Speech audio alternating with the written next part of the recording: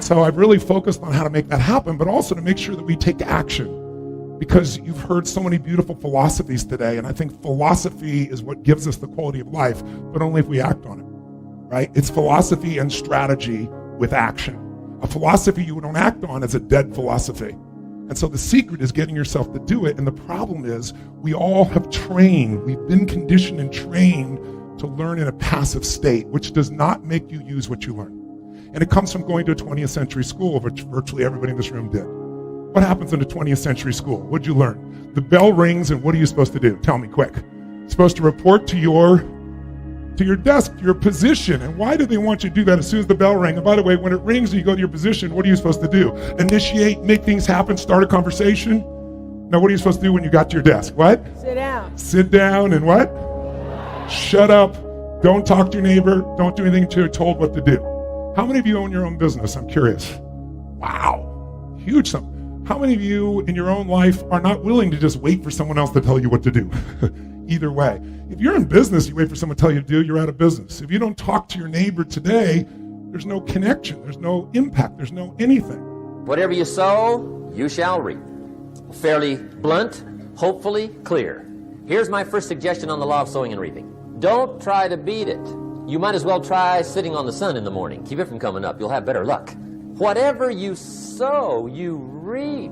Now, for a fair share of my life, I'm a bit mixed up on how all this applies. Among a lot of things I was mixed up on. I knew I wasn't reaping too good. That I understood. My problem was I was confused about what was causing it. Remember me with the funny list?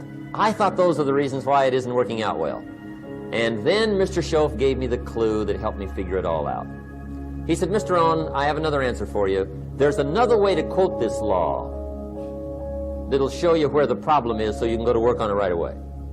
All you need to know is where the problem is, then you can go to work on it. So he quoted me the law another way, and I found out what my problem was. Here's the way you quote the law. Whatever you reap is what you've sown. Now I knew what my problem was. Whatever you reap is what you've sown. If you don't like the crop, who do you look up? Answer, whoever planted it. And where do you find who planted your crop? Answer, in the mirror. What I finally learned to do come fall was to go to the mirror. That's where you go. And if necessary, you say, a few skinny carrots? I got to be unimpressed. Where were you last spring? Asleep. Didn't you read the books? Did you break your hoe?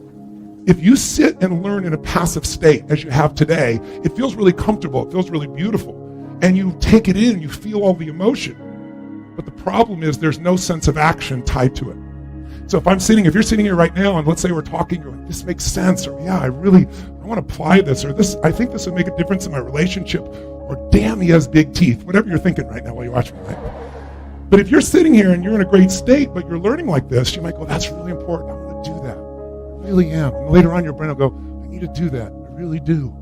And there's not enough to push you over the edge. How many follow what I'm talking about here? Say aye. Aye. So I'm going to ask you a couple things. One, you're already doing it. If I ask you a question, please yell out the answer. It's not so we have a revival session, because I don't really believe in positive thinking. I never have. Oprah knows that. I believe in the truth. I believe in intelligence. I don't think you should go to your garden and say, there's no weeds, there's no weeds, there's no weeds, and chant a bunch of affirmations. I believe you got to find the weed and pull it out. That's being pragmatic, that's practical, that's real. And you're going to feel better when you're taking the right actions. Or you can feel better by thinking nice thoughts, but then you'll go back and your life still won't respect the results. So my flavor is about results. My flavor is not about just discussion.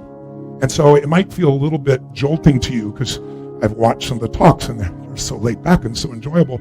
But if you're willing to try on the flavor, you might find there's a skill set there that you might find useful in your life. Who's open to it?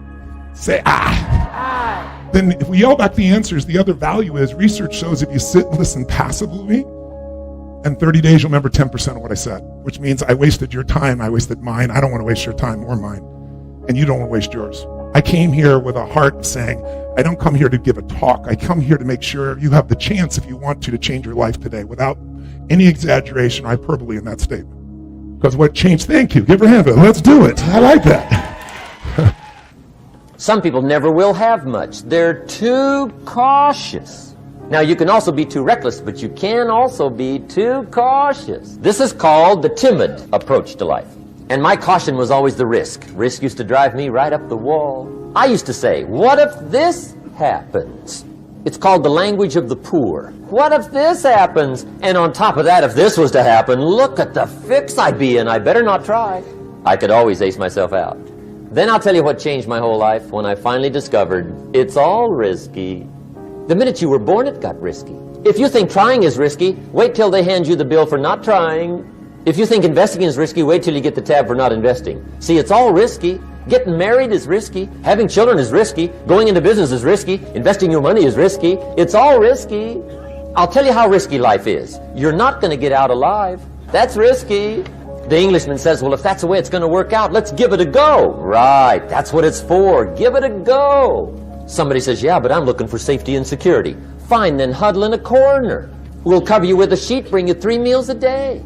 And we'll protect you, feed you, look after you, care for you. We won't let anything happen to you. And you'll probably live to be 100. The guy said, well, yeah, I'd live to be 100. But what a way to live. Right, what a way to live, safe and secure.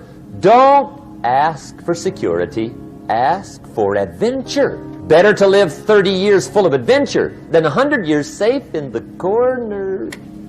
And see, it's not important how long you live. What's important is how you live. Because the only thing that changes our life is not more information. Knowledge is not power. It's potential power. What's more important than knowledge? What's more important than information? Action. That's right. Execution trumps knowledge every day of the week. And lots of us, how many of you in this room already know lots of things you should be doing that would make your life better, but you're not doing it? Raise your hand and say, aye. So part of that is we've been trained to be passive, and I'd like to see if we could train ourselves to be a bit more active. So the way to do this, to give you an example, might be to say, let's use our bodies in the most active way, not just yelling back and forth, but we also want energy. Because if you really think about it, what gets you to build something, create something, make something happen is energy. If the energy's not